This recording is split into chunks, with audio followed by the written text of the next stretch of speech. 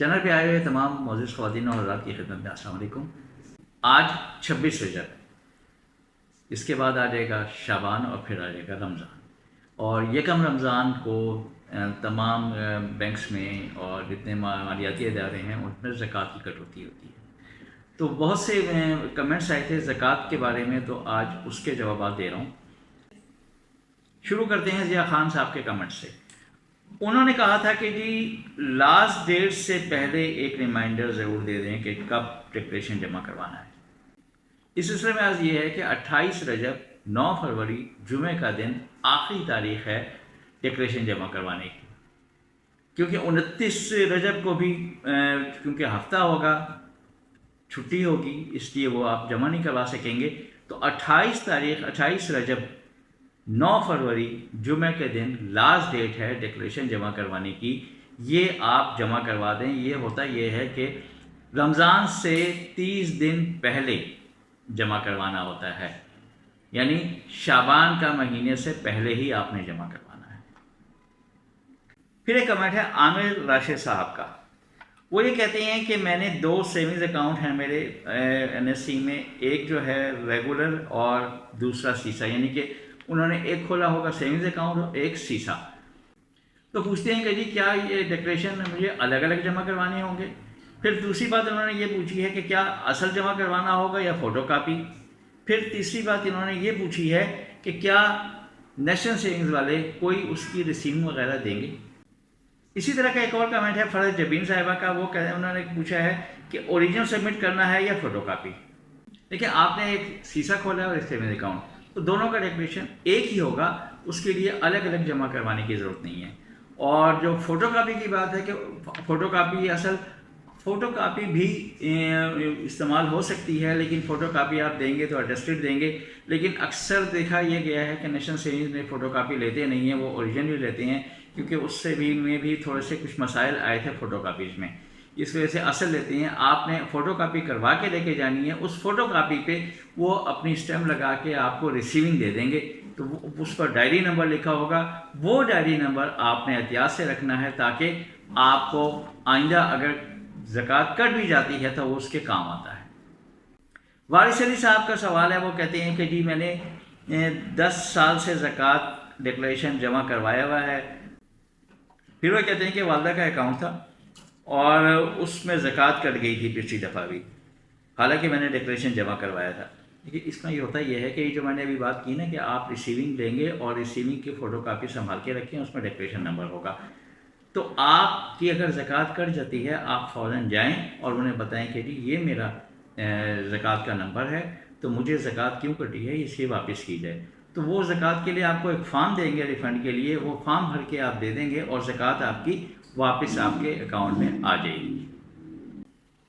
اشرف وہاب صاحب پوچھتے ہیں کہ 9 رمضان کو اگر سیونگز اکاؤنٹ میں پرافٹ آیا تو کیا زکوٰۃ لگے گی؟ نہیں، کیونکہ زکوٰۃ کا تعلق جو ہمارے ہاں ہے بینکنگ میں وہ ہے صرف فرسٹ رمضان، کہ فرسٹ رمضان کو جو آپ کی اماؤنٹ پڑی ہوگی اس پر زکوٰۃ کٹے گی، 2 رمضان کو جو پیسہ آئے گا اس پر کوئی زکوٰۃ نہیں کٹے گی۔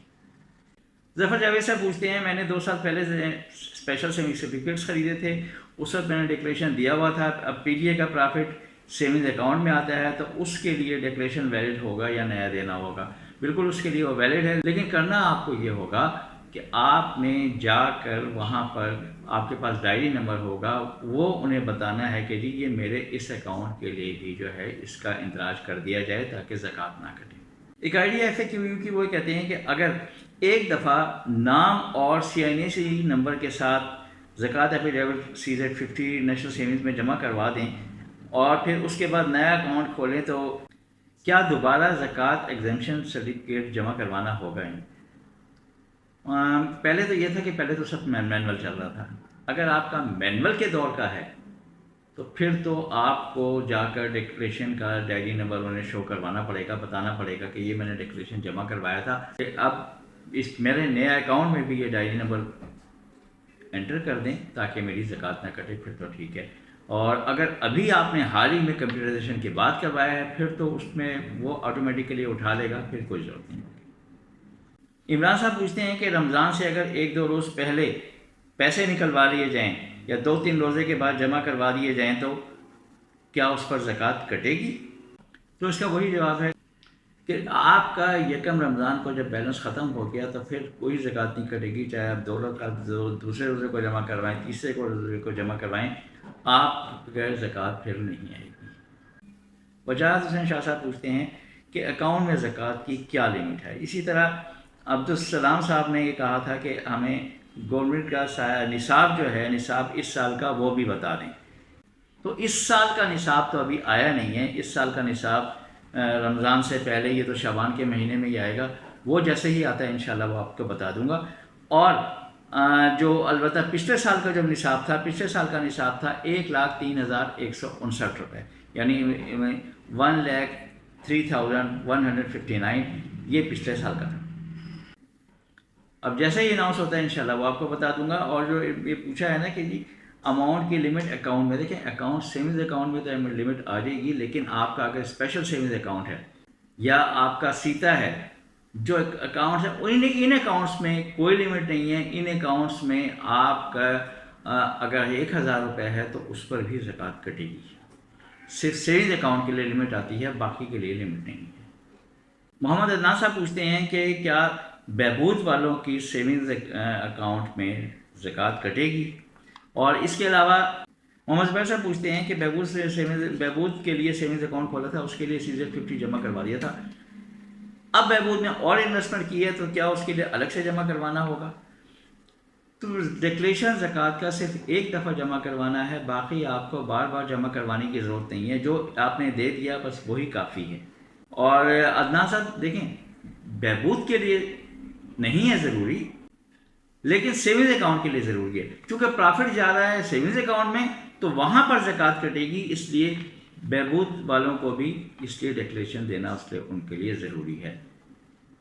ہاں البتہ یہ ہے کہ جو آپ کا اپنا یہ دیکھ لیں کہ پرافٹ آپ کا کتنا جمع ہو رہا ہے، اگر تو صاحب نصاب بنتے ہیں پھر تو کٹے گی، اگر صاحب نصاب نہیں ہے تو پھر نہیں کٹے گی۔ یہ کچھ زکوٰۃ سے متعلق سوال جواب تھے، اور بھی تھوڑے سے کمنٹس رہتے ہیں، وہ انشاءاللہ نیکسٹ ویڈیو میں جو کہ زکوٰۃ سے کے علاوہ تھوڑے سے سوال و جواب ہیں وہ انشاءاللہ پھر میں کرتا ہوں۔ اپنا خیال رکھیے گا، اللہ حافظ۔